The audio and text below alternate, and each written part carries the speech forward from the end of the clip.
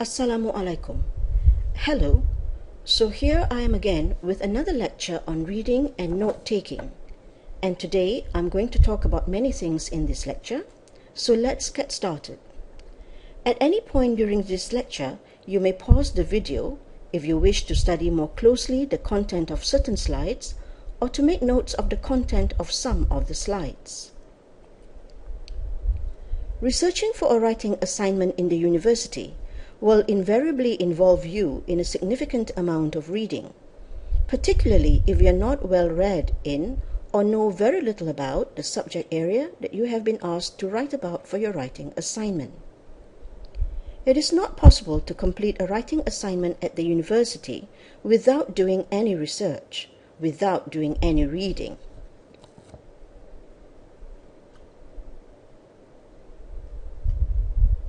The box you are looking at now gives 6 reasons why students in an academic setting like yourself must engage in reading when doing your research, that is, when preparing to write an academic essay.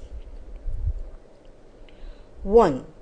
To broaden your perspective or your understanding about the subject or topic of your writing task. 2.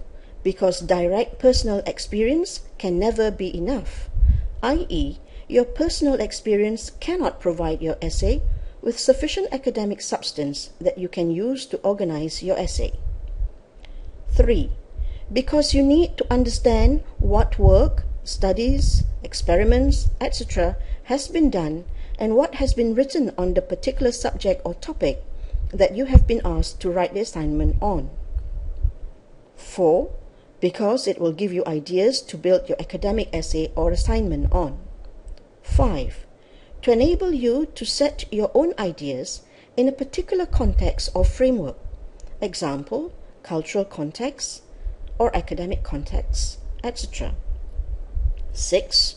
To legitimize your arguments, meaning that you use the information found during your reading as evidence or support to support or strengthen the points or ideas in your essay.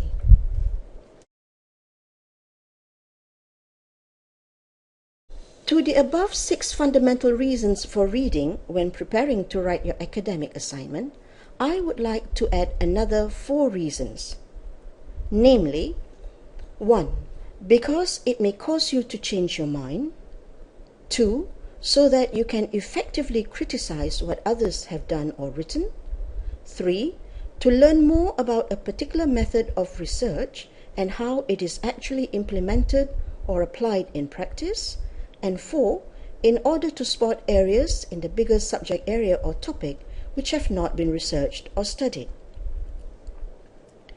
Okay, so we've looked at the reasons why we have to read various sources in our preparation to write an academic essay. Let's now look at what to read. The short answer to the question of what to read has to be to read as much and as many different kinds of sources or texts as possible. This will enable you to encounter a range of views and forms of presentation within the different kinds of writing appropriate to your topic. The kind of things you might read could include books, journals, reports, popular media, internet-based materials, memos, minutes, internal reports, letters, diaries, published and unpublished papers, contemporary and classic works, introductory and overview texts, edited collections and literature reviews, methodological and confessional writings, primary sources, secondary sources, and tertiary sources. Okay, now I want to spend a few minutes explaining to you the differences between the different types of written sources that I mentioned earlier, so that you know exactly what kind of reading materials they are, and you can then decide whether they will be useful in your research.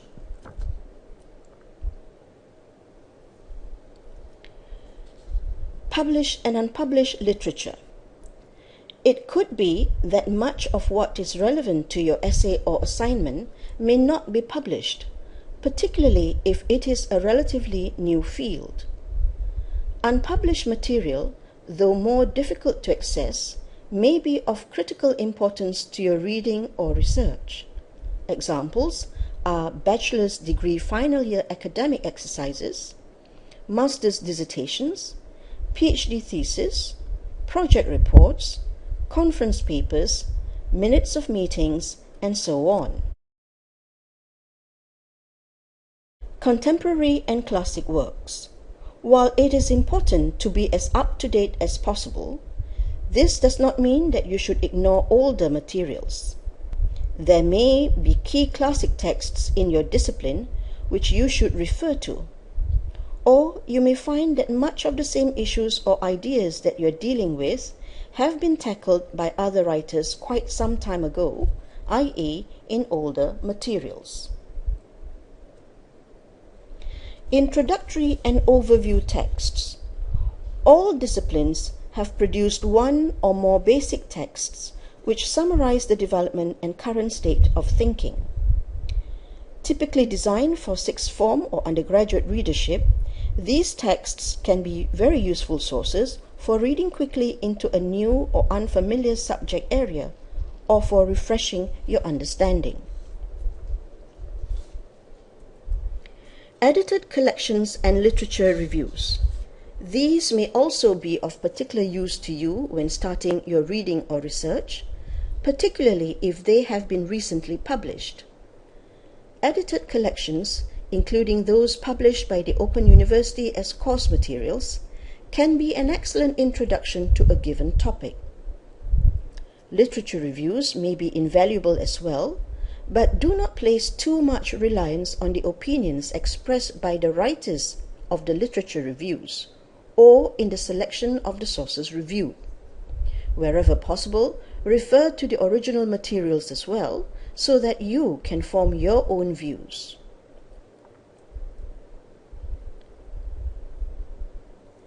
Methodological and confessional writings. In addition to reading books and papers which relate directly to the issues you are reading up on or researching, you should also consider reading material on the approaches, techniques, and methods you are using when you're writing a lengthy term paper or research project. But this does not usually apply when you're writing a not-so-lengthy academic essay or written assignment. And just to refresh your memory, let's take a quick look at primary and secondary sources, which I had mentioned in an earlier lecture, as well as another type of sources, tertiary sources. The three types of sources differ with regard to how the sources present original data and make use of this original data. Primary sources contain mainly data. Secondary sources contain discussions and interpretations of data. The author argues for his or her point of view. Tertiary sources contain little argument, present information and references for the sources of that information. In an earlier lecture, I had talked about surveying an academic source, or more specifically, surveying a book. Once you have surveyed a book, you should have a superficial knowledge of the source or book. Here's a task that I would like you to do now. Pick up a book of relevance to your essay or assignment topic, preferably one that you have not read before. Give yourself 5 minutes and then note down all the salient points you can about the book. Your aim should be to get a gist of the book or source, that is, to summarize the key ideas of the book. You might concentrate on the content, method, or theory contained in the book, or try to concentrate on all three. But before you do this little task, I want to go over again some hints and advice that I gave you in my last lecture as to how to go about this 5-minute reading task. 1. Note down the author or authors, title, publisher and date of the book, report or article. Keep this record and any notes on the content safely. 2. Look for an introduction, concluding chapter, abstract or executive summary.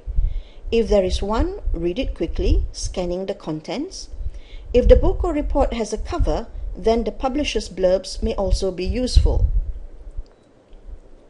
If it is a book or report, look for the contents page.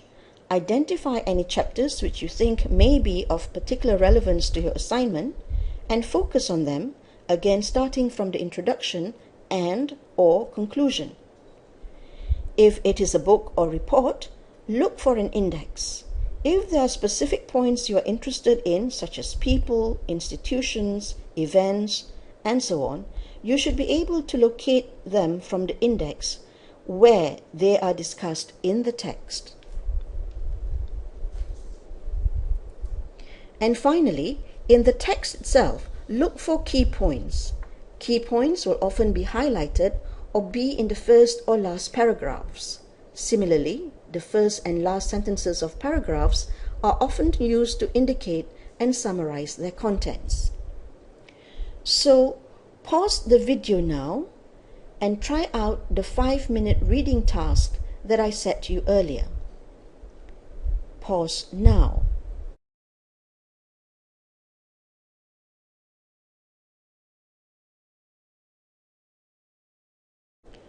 So how did you get on? Hard? Well, it does take some practice, but you should, with some practice, be able to get to the gist of a book, report, or article in 5 minutes. In many cases, your initial 5-minute reading will be quite enough to allow you to decide to move on and read something else. In other cases, however, your 5-minute reading will allow you to identify which parts of the book or article need to be read more carefully. But you should rarely need to read more than 25% of any book to get the best or most out of it for your own writing purposes. Even this more detailed reading can be done selectively. You may find it particularly useful to scan relevant sections, looking for passages which summarize or put forward the argument that you're looking for. These sections are often worth noting down, and that's when you start making notes or taking notes from these sections or passages in the sources. Not copying them verbatim or in their original form as quotations, but paraphrasing or rewriting the appropriate sections or summarizing the parts of the sources that are of particular significance to you. Now, in order to be able to paraphrase or summarize the sections or passages that are most relevant and significant for your writing task, you will need to understand sufficiently what has been written and also to interact with the text. But what do I mean when I say interact with the text? Well, academic reading, that is reading academic materials, is not just about being able to grasp the overall sense or overall meaning of a text, whether it's a section or a chapter from a source, and being able to extract facts from the text and taking notes of those facts efficiently. This is what we call superficial knowledge of the sources. This superficial knowledge allows you to identify what is relevant to your essay topic, but still does not give you enough substance to go off and write your essay. Academic reading, particularly at university level, is also about engaging with the text in a way which will enable you to assess its worth, its value. In other words, you need to be able to read the text and ask questions of the text beyond what the text superficially means. At this point, I want to introduce you to a reading technique which can help you to engage or interact with your text or source. It's the SQ4R reading technique, and this is how you're supposed to apply it. Step 1. Try to get the general drift of the reading material or source you are looking at by carrying out a quick survey. While you are doing your survey, start asking yourself questions that you hope or expect to find answers to when you're reading the material. Step 2. Read the material carefully to find answers to your questions. This is the reading stage. Step 3. When you have finished reading, try to recall the main points or the answers to your questions, answers that you found in the material or source. Step 4. Write the answers to the questions in summary form. Step 5. Review how well you have recalled the main points or the answers to your questions by going through the material or source once more. The SQ4R reading technique is designed to help you focus on learning what is important to you. You learn to organize and structure your studying. You state your reading goals as questions, seek answers, achieve your goals, and move on. You focus on understanding the key ideas and concepts. It will be difficult at the beginning because it is difficult to change old study habits, and it takes more energy to ask questions and write summaries than it does to just let your eyes passively read the printed pages. Okay, from SQ4R, I want to move on now to talk about critical reading and critical thinking and critical writing. At university, your lecturers will emphasize the need for you to be critical. I'm sure you have often heard your lecturers saying you must read critically or you must think critically, but just what do the words read critically or think critically mean? In everyday language, if someone is critical, we may be referring to a personal attack. In research terms, however, critical reading or critical thinking or reasoning or critical assessment refer to a carefully considered and justified, though not necessarily balanced, examination of what other people have written or said regarding a particular subject. In other words, your lecturers want you to consider, that is, to think carefully about what you are reading and to weigh up what you are reading at a particular moment about a particular subject with what other authors have written, i.e., other sources that you have read on that same subject. In Asian cultures, where people are more submissive and often tend to take the printed word as God's truth, well, almost, being critical is simply not appropriate behavior. And therefore, thinking critically and reading critically and writing critically may be particularly difficult for Asian students. But really, being critical simply means that you need to observe or examine and analyze issues, and you need to have opinions about what is right and what is wrong and what needs to be improved. It does not matter if in doing so you may think differently from what most people think about an issue. So, being critical in an academic context has to do with learning to assess the logic and rationale of arguments presented in the source you are reading and the quality of the supporting evidence found in the source. It has to do with being able to see the shortcomings in the arguments of the author, if there are any, and being able to ask yourself how those shortcomings are affecting or negatively impacting the arguments. Critical reasoning is also very much concerned with giving reasons for one's beliefs and actions, analyzing and evaluating one's own reasoning as well as other people's reasoning, and devising and constructing better reasoning. Sounds difficult, doesn't it? So, how can I make it simpler for you? what does all this mean for you then? Well, what it means is that you all will have to learn certain skills, distinct skills, associated with careful reading. For example, you will need to learn to recognize reasons and conclusions from the written text. You will need to learn to recognize unstated assumptions. You will need to learn to draw conclusions. You will need to learn to appraise or assess evidence. You will need to learn to evaluate statements that you are reading. And you will need to learn to judge whether certain conclusions in the source you are reading are appropriate or otherwise. This next box that I want to show you summarizes critical reading rather well.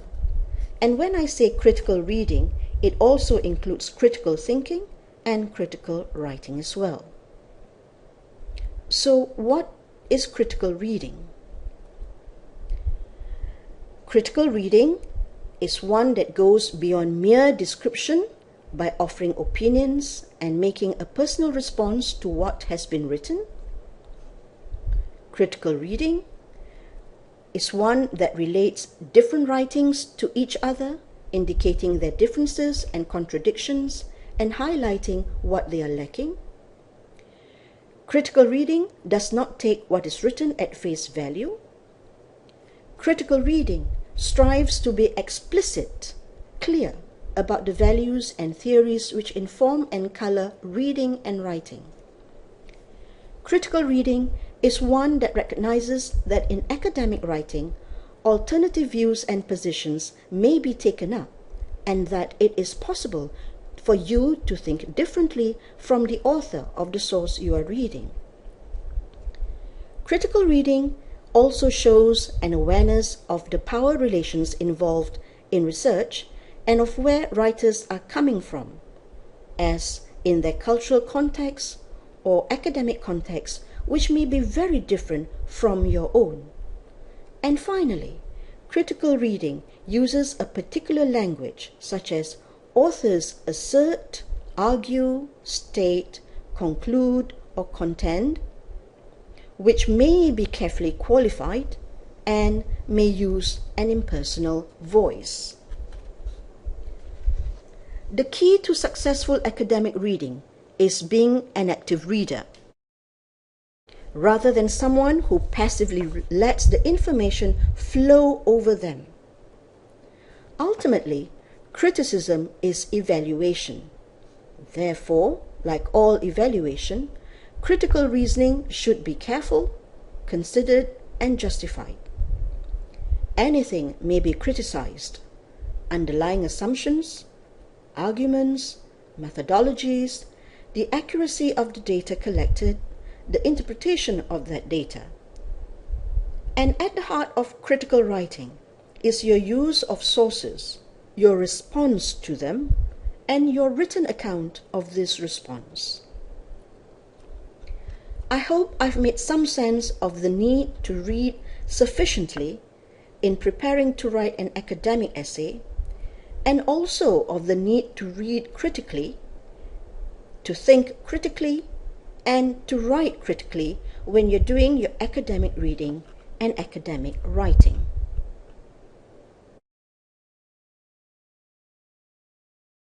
Good luck with your reading.